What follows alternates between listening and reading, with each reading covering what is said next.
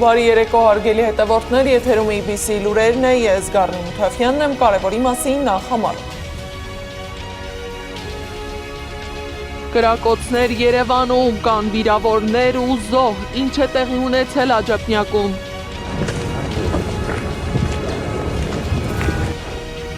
Փաստաբանները զգուշացնում են կարգալույց հոգևորականների գործով զբաղվող դատավորներին քրեական պատասխանատվության ենթարկելու հարցը դնելու են սեղանին։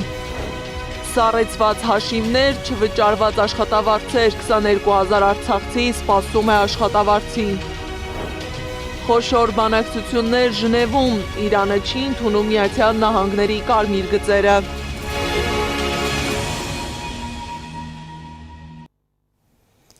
Աջափնյակում կրակոցների պատճառով սպանվածը Երևանի բնակիչ Արսեն Վարդանյանն է, գրել են լրատվամիջոցները։ Հիշեցնեմ, որ այսօր ժամը 16-ի մոտակայքում կրակոցներ են հնչել Երևանի Աջափնյակ թաղամասում։ Համացանցում տեսանյութ է տարածվել, որտեղ երևում են, թե ինչպես են մի խումբ անձինք կրակում միմյանց վրա։ 10 քաղաքացիներ հրազենային վնասվածքներով տեղափոխվել են հիվանդանոցներ։ Առողջապահության նախարարությունը հայտնում է, որ Աջափնյակի կրակոցներից տուժած եւ հոսպիտալացված քաղաքացիներից 3-ի վիճակը ծայրահեղ ծանր է, 3-ինը ծանր։ Ոստիկանությունը դեպքի վայրում հայտնաբերել է ինքնաձիգից եւ ատրճանակից կրակած պարկուճներ, դանակ նաեւ կրակոցի հետքերով ավտոմեքենա։ Փաստի առթիվ նախաձեռնել են քրեական վարույթ, սպանության փորձի եւ ապօրինի զենք գործածելու հոդվածներով։ Ոստիկանությունը պարզում է միջադեպի հանգամանքները։ Աջափնյակում ականատեսն էլ պատմել է, որ կրակոցների ձայնից դաշտում խաղացող երեխաները վախեցել են։ Բնակիչները ձայներ են լսել, պատուհանից նայել եւ տեսել են, որ մեծ թվով երիտասարդներ շենքի դիմացով անցել են։ Ոստիկանությունը տեղում ինչ ասեն։ Եթե նման բաներ լինում, իրենք լավ գիտեն ովքեր են։ Դուք միանգամից կրակոցի ձայներ, թե դրան նախորդել են վիճաբանության։ Չէ, ձայները լսեցինք, լուսամուտից նայեցինք ու տեսանք բավական մեծ թվով երիտասարդներ մեր շենքի դեմով անցան։ Անցան երևի էսենց թեքվեցին, բայց չգիտենք, որ այստեղ էր դեպքը։ Զարմացան, օրվա կենտրոն, օրը ցերեկով ավտոմատի ձայն։ Այդքան բան եմ տեսել, ու այդ մեծ թվով երիտասարդներ մեր շենքի առաջով անցան։ Փաստաբան Արա Զորաբյանը հայտարարել է, որ Արմավիրի առաջին ատյանի ընդհանուր իրավասության դատարանի նախագահ Հովհաննես Մելքոնյանին, դատավոր Սիմա Աբովյանին եւ դատավոր եւ բարձրագույն դատական խորհրդի անդամ Էդգար Հավանիսյանին քրեական պատասխանատվության ենթարկելու հարցը մոտ ապագայում դրվելու է սեղանին։ Ըստ փաստաբանի այդ դատավորները շահադիտական, անձնական եւ այլ շահագրգռվածությունից կամ խմբային շահերից ելնելով ակնհայտ անարդար դատավճիռ են կայացրել, այս հոդվածով նախատեսված է 1-ից 4 տարի ազատազրկում։ Այս դատավորներից Հովհաննես Մելքոնյանը եւ Սիմա Աբովյանը երկու տարբեր քաղաքացիների Ստեփան Ասատրյանի եւ Արամայիս Թախմազյանի հայցադիմումները վերադարձնելիս գրեթե նույն տեքստով որոշումներ են կայացրել, ինչը նույնպես ապացույց է, որ այս դատավորները գործում են խմբային շահերով։ Բոլոր 3 դատավորները կոպտորեն խախտել են ինչպես Սահմանադրության, այնպես էլ Հայաստանի Հանրապետության եւ Հայաստանյաց Առաքելական Սուրբ Եկեղեցու հարաբերությունների մասին եւ խղճի ազատության եւ կրոնական կազմակերպությունների մասին օրենքները։ Ըստ այդ նորմերի Հայաստանի Հանրապետությունը ճանաչում է Հայաստանյաց Առաքելական Սուրբ Եկեղեցու ինքնակառավարումն իր նվիրապետության սահմանում, պետությունը չի միջամտում եկեղեցու ներքին կյանքին։ Հակակոռուպցիոն դատարանը վարույթ է ընդունել գլխավոր դատախազության ապօրինի ծագում ունեցող գույքի բռնագանձման վերաբերյալ հերթական հայցադիմումը։ Գլխավոր դատախազությունը պահանջում է, որ դատարանը Հայաստանի ազգային ժողովի հանրապետական խմբակցության նախկին падգամավոր Կարեն Ավագյանից հօգուտ Հայաստանի Հանրապետության բռնագանձել 10 անշարժ գույք, որից 3-ը գտնվում են կենտրոն վարչական շրջանում, 12.718.000 դրամ որպես ապօրինի դրամական միջոցների մնացորդ եւ այլն։ Հակակոռուպցիոն դատարանը վերացրել է Հայաստանի Հանրապետության 3-րդ նախագահ Սերժ Սարգսյանի նկատմամբ հարուցված նոր քրեական գործի վերաբերյալ նախաքննության փուլում կիրառված խափանման միջոցը, երկրից չբացակայելու արգելքը։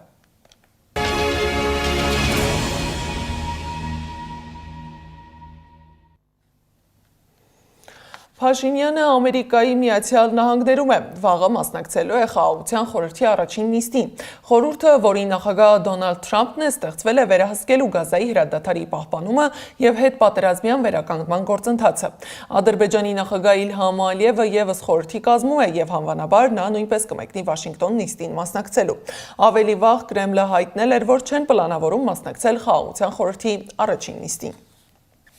Վատիկանը նույնպես չի մասնակցելու խաղաղության խորհուրդ նախաձեռնության նիստին, հայտարարել է Վատիկանի դիվանագիտական բարձրաստիճան պաշտոնյա կարդինալ Պիետրո Պարոլինին։ Նրա խոսքով ճգնաժամային վիճակների կառավարման հարցերով պետք է զբաղվի միավորված ազգերի կազմակերպությունը։ Իսկ այս ընթացքում մեր ռազմավարական դաշնակցից գալիս են հստակ ազդակներ, որ հետևում ու վերլուծում են պաշտոնական Երևանի ասած յուրաքանչյուր արտահայտությունը։ Ռուսաստանի Դաշնության արտգործնախարարության պաշտոնական ներկայացուցիչ Մարիա Զախարովան արձագանքել է Փաշինյանի վերջին հայտարարություններին, դրանք անվանելով տարօրինակ եւ փոքր-ինչ անընդունելի։ Խոսքը վերաբերում է հայկական երկաթուղիներին եւ դրանց կառավարման հարցին։ Հայաստանի երկաթուղային ցանցը հարավկովկասյան երկաթուղիներ ընկերության կառավարման տակ է արդեն ավելի քան 20 տարի։ Այդ ընթացքում ռուսական ընկերությունը ոչ միայն կայուն կերպով կատարում է իր կոնցեսիոն պարտավորությունները, այլև զգալի միջոցներ է ներդնում ենթակառուցվածքների եւ շարժակազմի արդիականացման նպատակով։ Երևանում, սակայն, այս մասին կարծես թե մոռացել են։ Ինչ վերաբերում է հայկական երկաթուղիների Ադրբեջան եւ Թուրքիա գնացող երկու հատվածների Երևանի խնդրանքով վերականգնման վերաբերյալ մեր մոտեցմանը, ապա այն փետրվարի 12 հստակորեն արտահայտել է Ռուսաստանի փոխվարչապետ Ալեքսեյ Օվերչուկը։ Մենք այդ տեսակետին էլ հավատարիմ կմնանք։ Զուգահեռ իշխանությունը շարունակում է խոսել բանակի վերազինման մասին, այս անգամ շեշտելով Հնդկաստանից ձեռք բերվող սպառազինությունը։ Բարձրաձայն հայտարարություններ, պաշտոնական այցեր, վստահեցումներ, թե բանակը ուժեղանում է։ Սակայն փորձագիտական շրջանակում հնդկական զենքի շուրջ կասկածները շատ են։ Իշխանությունը իսկապես զինում է բանակը, թե հերթական անգամ կրկնվում է Սու-30-ների սցենարը։ Թեմայի հետքերով Սեդա Մակարյանն է գնացել։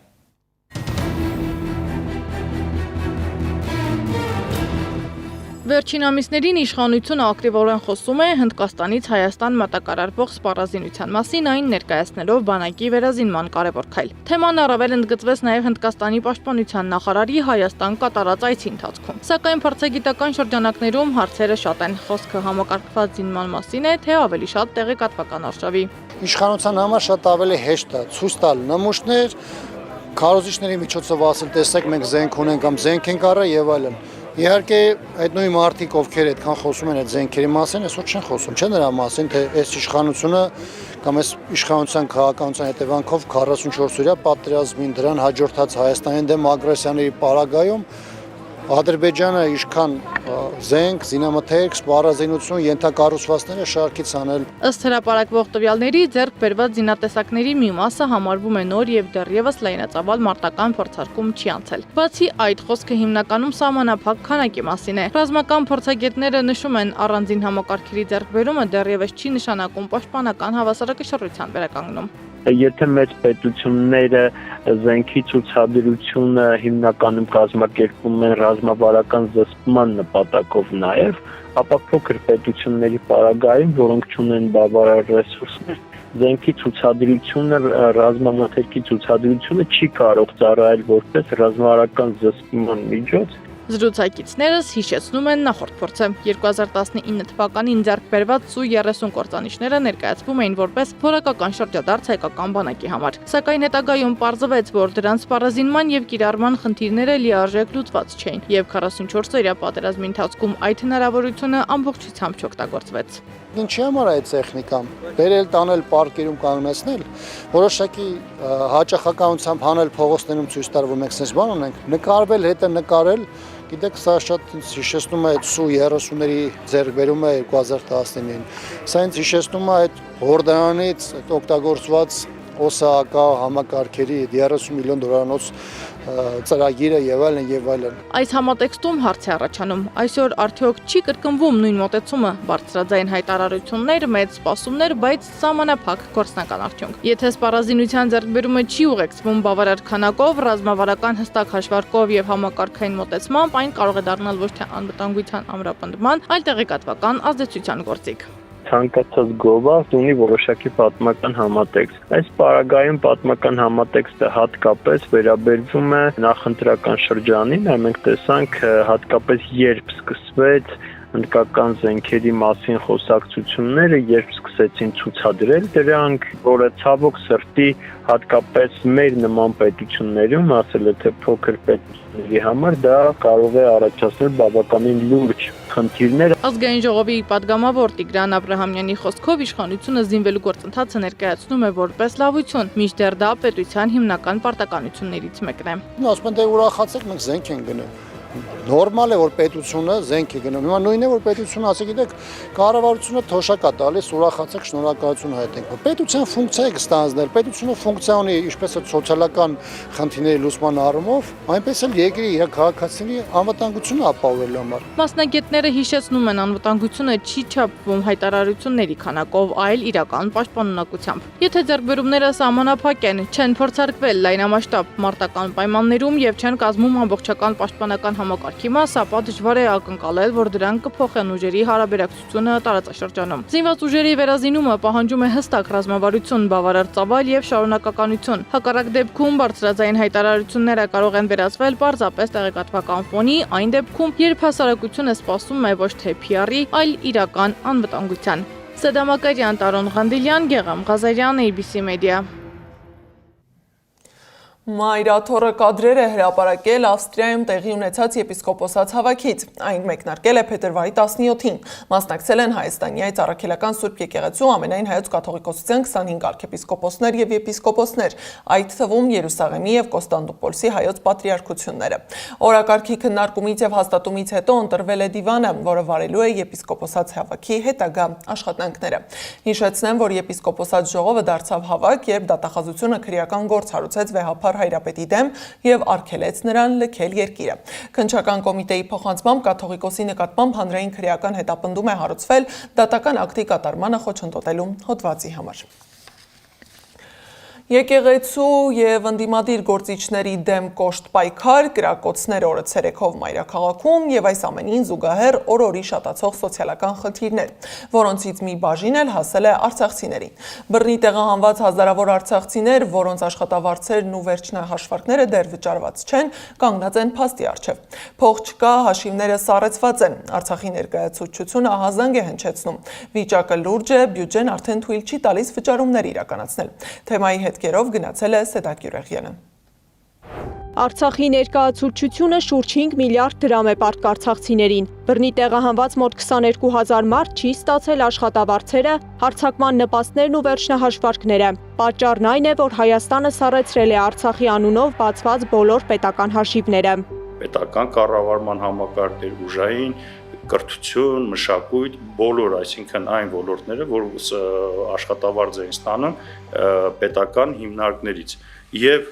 այդ մասով, վերջնահաշվարկի մասով գոյացել է մոտ 5 միլիարդ պարտք։ Դա ամբողջությամբ ներկայացվել է Հայաստանի իշխանություններին, բռնի տեղանից հետո, եւ դա մարդու իրավունքների խախտում է, որ անձինք աշխատել են, մարդիկ աշխատել են եւ պետք է այդ վերջնահաշվարկը տրամադրվի։ Մաղավուսի համայնքապետարանի աշխատակից Յանա Դանիելյանը չի ստացել 347,000 դրամ վերջնահաշվարկը, բայց նա միակը չէ։ Իր եւ իրենց հարևան համայնքի պետական այլ աշխատողներ եւս ունեն այս խնդիրը։ Մաղավուզի գյուղ համայնքը եւ ակումբը միասին 1,561,827 դրամ։ Իսկ Վարնկաթաղի համայնքը ակումբի աշխատողների հետ միասին 824,350 դրամ։ Յանան 2023-ի բռնի տեղահանությունից հետո բազմաթիվ պետական աշխատողների նման գնացել է ներկայացուցչություն, ստացել սեպտեմբերի աշխատավարձը մասամբ, իսկ վերջնահաշվարկների համար կրկին հրավիրվել ներկայացուցչության շենք ու ողջ օրը ոտքի վրա հաշվարկներ արել։ Հաշվարկները արեցինք, լրիվ ներկայացրեցինք հայտը ու ասեցին, որ կկանչենք բանկից գումարները ստանալ։ Փաստորեն մինչև բանկ բոլոր գործողությունները արված է։ Նախարարության ներկայացուցիչների ներկայությամբ արված ստուգված հայտերը մեր Մարտակերտի Գանձապետարանի աշխատողները նախարարության աշխատողների հետ միասին մեր հայտերը ստուգել են, ընդունել ու ասել, որ պետք է ձեզ տեղեկացնենք, երբ մոտենաք Արցախ բանկից ստանալ։ Դրանից հետո գործը կանգնել է, հաշիվները սառեցվել են։ Արցախի բյուջեում այս պահին այդքան մեծ գումար չկա, ազգային ժողովի նախագահն է ասում։ Բլոկադայի օրերին Արցախի տնտեսությունը փլուզվել էր։ Չնայած Հայաստանը 13.5 միլիարդ տոկոս վարկ տրամադրեց Արցախին, բայց հետո մի կլորիկ գումար էլ հետ գանձեց մարելու Հայաստանի բանկերում վարկ ունեցող այն արցախցիների պարտքերը, որոնք կորցրել էին իրենց գույքը 2020-ի պատերազմի ընթացքում։ Բլոկադայի արդյունքում ունենք 50 միլիարդի դեֆիցիտ։ Եվ այստեղ հասկանում ենք, որ միակ գումարը եկամուտների մասով այն, որ պետք է գոյանար, Հայաստանից պետք է լիներ։ Հայաստանի Հանրապետությունը այդ 2023 թվականի ամբողջ ընթացքում, եթե չեմ սխալվում, մոտ 135 միլիարդ գումար տրամադրել է, բայց 52 եւ ավել միլիարդ գումար վերցրել են այդ գումարը, որը տրամադրվել է Արցախին եւ տրամադրվել է Հայաստանի բանկերի պարտքերի մարման համար։ Արցախի ներկայացուցչությունն ու բնակիչները բազմիցս են դիմել Հայաստանի Հանրապետության կառավարությանը, խնդրի լուծման ակնկալիքով։ Պատասխանը սակայն նույնն է. խնդիրը Հայաստանի կառավարության տիրույթում չէ։ Այս պատասխանն է ստացել նաև Յանան։ Ես փախստական եմ, ասում է։ Այս պահին իմ պահանջը Հայաստանի կառավարությունից չէ։ Պիտի մի ինչ-որ ընդհանուր բան արվի, որպեսզի ներկայացնի Հայաստանի կառավարությունը, այդ բոլորը պիտի անեն Արցախի ներկայացությունը, ազգային ժողովը։ Արցախի ազգային ժողովի նախագահը հիշեցնում է, Արցախի բյուջեն երկու մասով էր ձևավորվում, որի մի զգալի մասը Հայաստանի բյուջեով էր հաստատվում, կառավարության կողմից։ Իրենք չնայած բազմաթիվ մերժումներին ու խուսափողական պատասխաններին պատրաստ են երկխոսության։ Հեշտ է ասել, որ մենք դա մեր տիրույթում չի, սառեցված է կամ սառեցվածը մեր չի, չէ, դուք էլ ունեք ձեր պարտավորությունը եւ պետք է նստել, քննարկել, ինչպես ենք այս հարցերի լուծումները տալիս, որովհետեւ դրանք բաց են, մեր համար, մեր ժողովուրդը մեզ դիմում է, մենք այդ հարցերը մետեողական ենք, մենք հասկանում ենք, որ պետք է այդ հարցերի լուծումները տրվի։ Դանիելյանը միջազգային իրավունքն է մեջբերում։ Պետության տարածքի կորուստը չի նշանակում, որ Արցախի հանրապետությունը չկա։ Ասում է, իրենք պայքարում են իրավական եղանակով։ Թե ինչ է արվում եւ ինչպես կհանգուցալուծվի հարցը, Դանիելյանը նախընտրեց գործընթացից հետո առանձին հայտարարություն անել։ Սեդակ Յուրեղյան, Տարոն Ղանդիլյան, Նոնա Գևորգյան, ABC Media։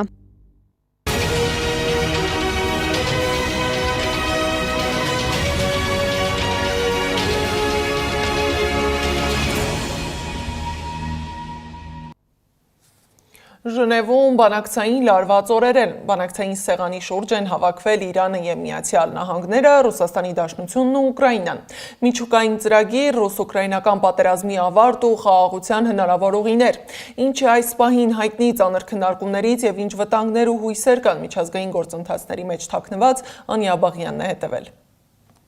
Շվեյցարիայում փետրվարի 17-ից 18 բանակցությունների օրեր են։ Ռուս-ուկրաինական հակամարտությունն ու Իրան-Միացյալ Նահանգներ տարաձայնություններն էին քննարկվում։ Օմանի միջնորդությամբ Միացյալ Նահանգների եւ Իրանի միջև անուղղակի բանակցությունների երկրորդ փուլն է։ Իրանից ժամանած պատվիրակության ղեկավարը արտգործնախարար Աբբաս Արաղչին էր։ Ամերիկյան կողմինը նախագահի հատուկ բանագնաց Սթիվ Վիտքոֆը եւ նախագահի փեսա ու խորհրդական Զարեդ Քուշները։ Քննարկման առանցքում Իրանի միջուկային զենքի հարցներ։ Նախորդ հանդիպման համեմատ լավ առաջընթաց ենք գրանցել։ Մենք հիմա հստակ ճանապարհ ունենք մեր առջև, ինչը կարծում եմ դրական է։ Սա չի նշանակում, որ մենք կարող ենք արագ համաձայնության հասնել, բայց գոնե մեկնարկը տրված է։ Հույս ունենանք, որքան հնարավոր է շուտ կանենք։ Սակայն երբ հերթը հասնում է համաձայնության տեքստը կազմելուն, աշխատանքը շատ ավելի բարդ եւ մանրակրկիտ է դառնում։ Բանակցությունները դրական է համարում նաև Միացյալ Նահանգները, սակայն փոխնախագահ Վենսը Fox News-ին տված հարցազրույցում ասել էր, Թեհրանը դեռ չի ընդունում Միացյալ Նահանգների նախագահ Դոնալդ Թրամփի սահմանած կարմիր գծերը։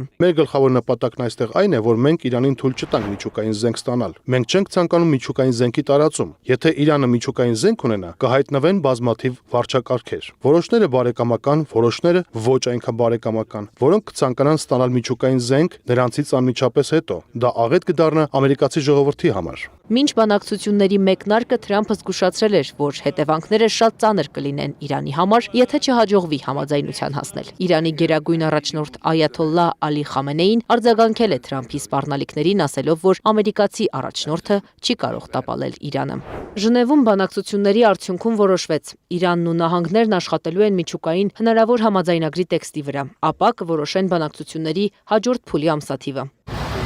Ժնևում մի քանի ժամվա տարբերությամբ մեկ այլ բանակցություն էր սկսել։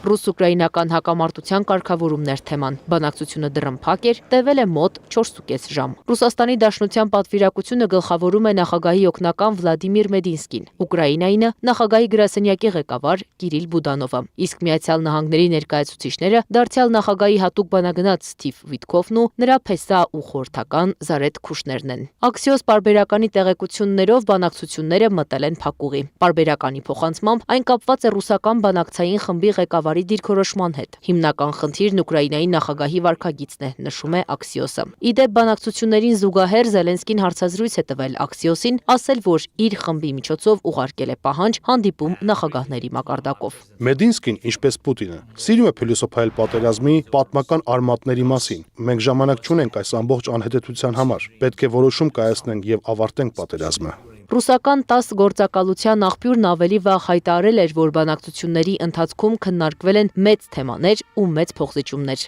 Մինչդեռ նահանգների բանագնացը նշանակալի առաջընթաց է նկատում բանակցություններում։ Նախագահ Թրամփի հաջողությունն այս պատերազմի երկու կողմերին սեղանի շուրջ նստեցնելու գործում հանգեցրել է նշանակալի առաջընթացի, եւ մենք հպարտ ենք աշխատել նրա ղեկավարության ներքո, դադարեցնելու սպանություններն այս սարսափելի հակամարտության ընթացքում։ Երկու կողմերն էլ համաձայն են տեղեկացնել իրենց համապատասխան ղեկավարներին եւ շարունակել աշխատանքը համաձայնության հասնելու ուղղությամբ։ Եռակողմ հանդիպումը շարունակվում է նաեւ փետրվարի 18-ին, մեկնարկել է Երևանի ժամանակով 13:30-ին։